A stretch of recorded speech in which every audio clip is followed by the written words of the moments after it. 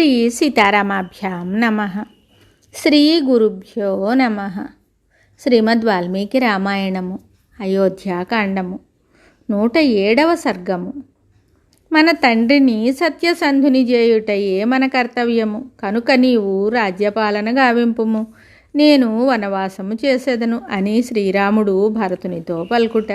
బంధుమిత్రుల మధ్య భరతుడు పదే పదే ప్రార్థనాపూర్వకంగా ఎంతగా అభ్యర్థించుచున్నను. సర్వశుభలక్షణ సంపన్నుడును లక్ష్మణునకు అన్నయ్యను అయిన శ్రీరాముడు అతనికి ఇలా జవాబు చెప్పాడు. సోదరా భరత, రాజశిరోమణి అయిన దశరథుని వలన కైకేయీ దేవి యందు కలిగిన పుత్రుడవు నీవు పలికిన మాటలన్నీయును నీ వంటి వానికి తగినట్లుగానే ఉన్నవి. సోదరా, పూర్వము మన తండ్రి మీ తల్లి కైకేయిని వివాహము చేసుకొను సందర్భమున కైకేయీ దేవి యందు కలిగిన పుత్రునకే రాజ్యాధికారమును ఇస్తాను అని మీ మాతామహునకు తాతగారికి మాట ఇచ్చాను. ఆ తరువాత దేవాసురులకు జరిగిన యుద్ధమున మీ తల్లి చేసిన సేవలకు మహారాజు ఎంతో సంతుష్టుడై ఆమెకు 2 వరములను ఇస్తానని వాగ్దానం చేశాడు.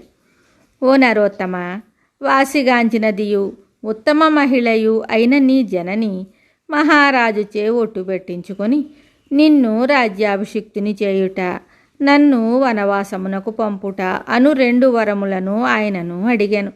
అందులకు ఆ మహారాజు సమ్మతించి ఆమెకు ఆ 2 వరములను ఇచ్చెను. ఓ నరశ్రేష్ఠ భరత, ఈ విధంగా మన తండ్రి వరదాన రూపమున 14 సంవత్సరములు వనవాసము చేయుము అని నన్ను ఆజ్ఞాపించెను. కనుక ఆయన ఆజ్ఞకు బద్ధుడనై నేను సీతాలక్ష్మణ సహితుడనై ఈ నిర్జన వనమునకు వచ్చాను. ఈ విషయమును నన్ను ఎవ్వరునూ నివారింపజాలరు. సత్యసంధుడైన తండ్రి మాటను నిలుపుటకై నేను ఇక్కడనే ఉంటాను. ఓ రాజేంద్ర భరత, నీవును తండ్రి మాటను శిరసా వహించి శీఘ్రముగా రాజ్యాభిషిక్తుడవు కమ్ము. తండ్రిని సత్యసంధునిగా చేయుము. నీవు అట్లు చేయుటయే సముచితము. ఓ భరత, నా మాటను పాటించి కైకేయీ దేవి రుణము నుండి మహారాజునకు విముక్తిని కలిగింపుము. ఆయనకు నరకప్రాప్తి లేకుండా చేయుము.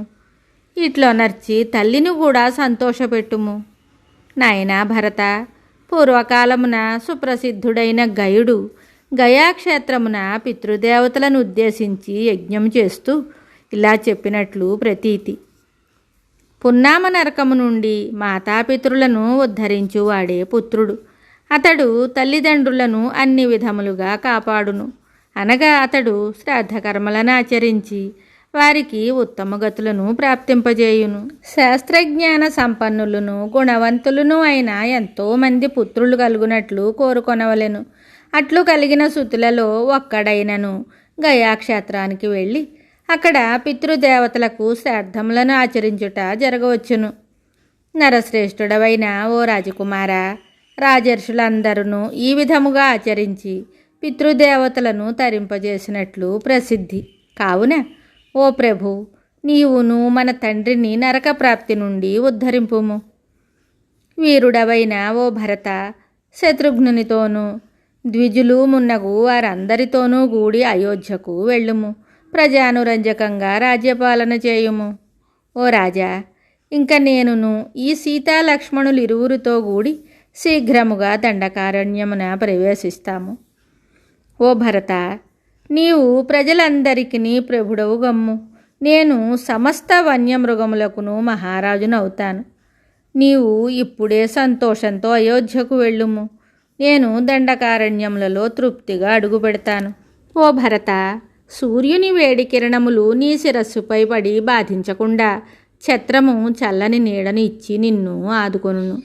నేనును సూర్యకిరణముల బాధ లేకుండా ఈ అరణ్య వృక్షముల యొక్క దట్టమైన నీడను ఆశ్రయిస్తూ హాయిగా ఉంటాను. ఓ భరత, బుద్ధిమంతుడైన శత్రుఘ్నుడు నీకు తోడుగా ఉండును. సుప్రసిద్ధుడు సుమిత్రాసుతుడు అయిన లక్ష్మణుడు నాకు ప్రధాన సహాయకుడుగా ఉండును. ఈ విధముగా మన నలుగురుము మహారాజు గారిని సత్యసంధునిగా చేయుదము. ఇంక నీవు దుఃఖింపకుము.